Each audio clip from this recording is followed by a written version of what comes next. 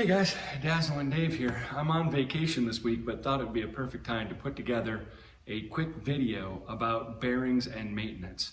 I'm going to mostly just concentrate on my bearings that I use. You can get bearings anywhere and everywhere, but I'm going to talk about my bearings, and in particularly friction-free or non-responsive versus responsive. So, in other words, if you bought one of my Manta Rays, they come with a wooden axle. There's lots of friction on a wooden axle. That's why it doesn't sleep super long, but it's great for getting it back to your hand and doing all the basic tricks. Well, if you upgraded it and bought the ball bearing upgrade kit, you got little tiny pieces. That's right, these little pieces, these little spacers, and this ball bearing right here. It's a small one, and that goes inside the yo-yo instead of the wooden axle, and that is how that yo-yo can spin longer. But it is supposed to be a responsive yo-yo, which means when you tug up, it comes back. If it doesn't, that's when you put on a drop of a thicker lube. Now this particular one I like to use is called Brain Lube, and Brain Lube is great. It adds response, it also protects the ball bearings, makes it come back better. So that's great. I do have something that I have that's like a thin lube or a spin lube, and that's to put on a yo-yo that you don't want responsive, but you want to protect and clean and maybe make it a little quieter. This is one that I really want to talk a lot about today because this is a Frostbite. When you buy the Frostbite, it comes with a narrow ball bearing, a very narrow bearing compared to a wide ball bearing. The narrow ball bearing is supposed to be responsive. It's supposed to come back to you. When you put in the wide bearing, it's supposed to not be responsive, friction-free. It's supposed to only come back when you bind. But the reason for this troubleshooting video today, sometimes you'll have the narrow bearing inside the Frostbite like this. You throw it down, you get a sleeper, great. You go to tug it up, well, it doesn't come back. It's supposed to come back, but it's not. Couple options. You can tug harder. There it came. But it's really kind of a harder thing to predict. It's weird. It's not coming back on my initial tug. So I can put on some thicker oil. In my case, I like to use Brain Lube. You put on a thicker oil, and what that does is that makes the yo-yo more responsive, makes it come back to your tug. But of course, being responsive means it's going to spin a little bit less.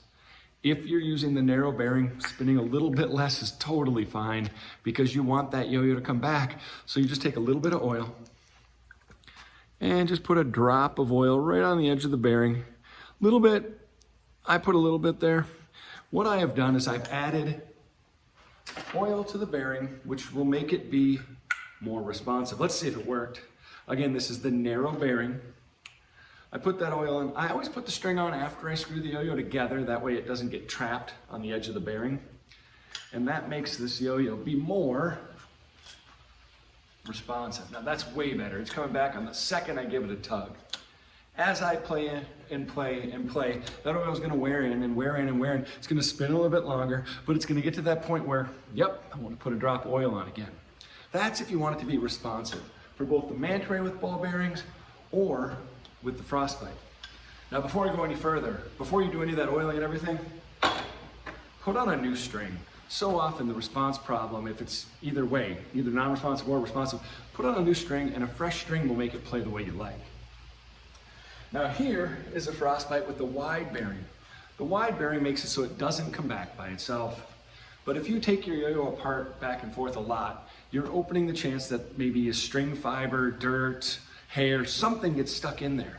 And if something gets stuck in there, it makes the yo-yo be unresponsive, but then it catches. It kind of acted the same way the narrow one did when it was too loose.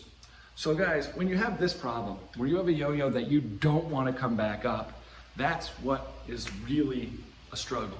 Because I want to do a trick and I don't want it to come up, and it did. Maybe I'm trying to do a grind and it rolls up on me like that. Well, obviously that can't happen. Best thing to do is to take it apart and clean the ball bearing. Get to the inside. You can sometimes see if the bearing has the something stuck in it, but that's really rare. Normally you just see a bearing, and you got to get that off. There's a lot of different ways to do it. I've found finding a small crescent wrench that when it closes is actually on the size of the bearing. That's perfect. And then you just grab it and pop it off. Now this needs to be cleaned. I recommend a couple different ways to do it. A lot of people say, this is common to everybody around the house, you get it for like $3 at Walmart. It is nail polish remover. And you notice the one really important thing about it is it's gotta be 100% acetone. It says right here, 100% pure acetone. That is important to get the bearing cleaned and protected. I find that this works okay. If that's all you have handy, great, use that. But if you've got mineral spirits, it really degreases the bearing quicker. So mineral spirits is what I like to use. In both cases, a glass container is nice because that plastic can be eaten away, certain plastics, by those chemicals. So now what I just do is I take this bearing and just drop it in there. Shake it up. And then let it sit for maybe 15 minutes, half hour, overnight, whatever you want. Let it sit. And what that is going to do is that's going to degrease any oil in there. If there's any oil, residual oil left on the ball bearings, it'll cause, get that cleaned out. One last note.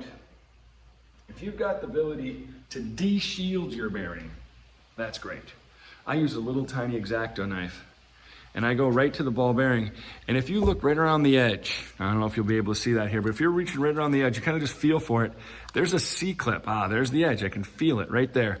And what I do is I take this knife, and some people use a pin, but you just kind of lift up the C-clip. Get your finger. And you can literally pick the C-clip up. I don't know if you can see that on the screen, but I took that C-clip off right there. And when you do that, you can then get the cap, the side of the bearing off, get it off both sides.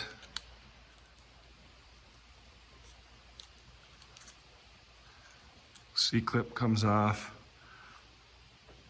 That's what the C-clip looks like.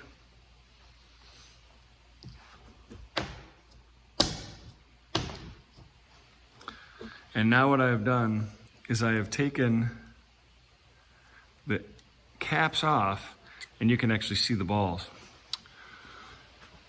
If you de-shield your bearing, it makes it clean out quicker, makes it clean out a little bit easier. So I'm going to toss that in with the other one.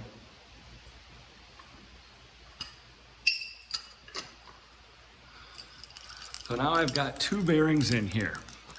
One of them is de-shielded, one of them has the shields on it. And I'm gonna soak it, I'm gonna let it sit for 15 minutes and I'll be back to tell you how to get it set up. While I'm soaking those bearings, I've got out the air compressor. An air compressor is really nice to have because then I can blow out the bearing, blow out all the mineral spirits, any debris or anything that's stuck in it. So I'll be using this when it's done. And just to show you how a yo-yo is supposed to act when it's truly unresponsive or friction-free, you should be able to take that yo-yo, throw a good solid sleeper, and tug up and it doesn't come back. You also don't get any runaround. The string's not running around the bearing when you pull it up. Having a little bit of runaround is okay, but that gives you a chance to snag it. This one just never coming back, and that's great because it allows you to do so many more cool tricks.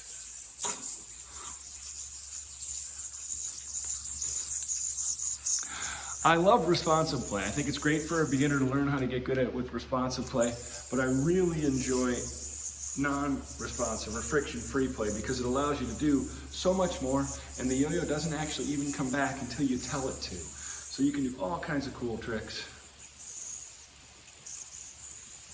And then when you want it back, you just bind. Make sure you check out my other videos about binding.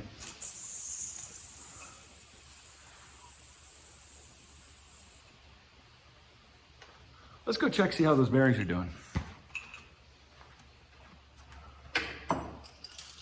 All right, they've been right in here. They've been soaking for a little while. I didn't actually put a timer on it, but it's been a while. I'm now gonna pull out the one.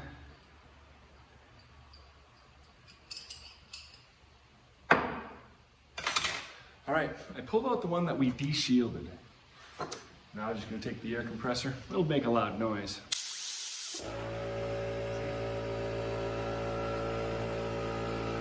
Look up close.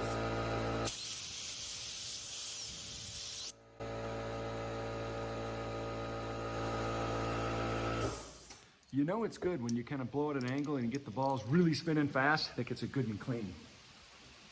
Now I'm going to put it right back into the Frostbite here. Again, now we have a wide bearing in a Frostbite that has been cleaned. So if all went well, if there's no damage to the ball bearing, if there's nothing really super stuck in there, this should now not come back when I tug. Let's see.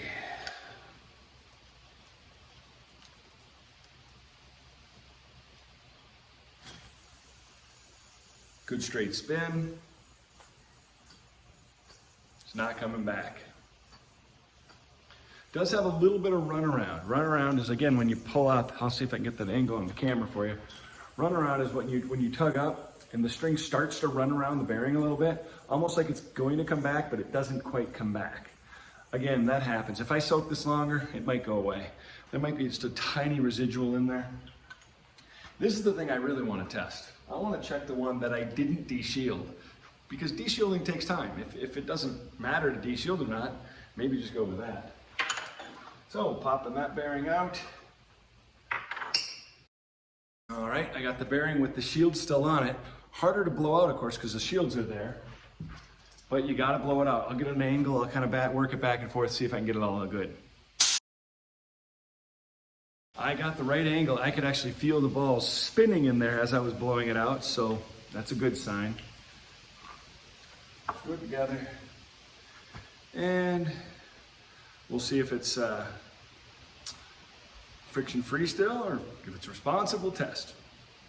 Again, I soaked them for about maybe 10 minutes. The longer you soak, the more it's gonna degrease, but just wanna give it a good even test here. Yeah, it's fine. So if your bearing's not damaged, you probably put soak it in mineral spirits and you're gonna get it cleaned up. Well, everyone, I hope you enjoyed and learned a little bit on this video about bearing maintenance. If you have any questions, put the comments below. I'll be happy to answer questions for you. Again, there's so many other people who've done a lot of bearing maintenance videos. This is just, speaking to my yo-yos. So if you have questions about me on my yo-yos, let me know. Happy to help. Thanks for watching.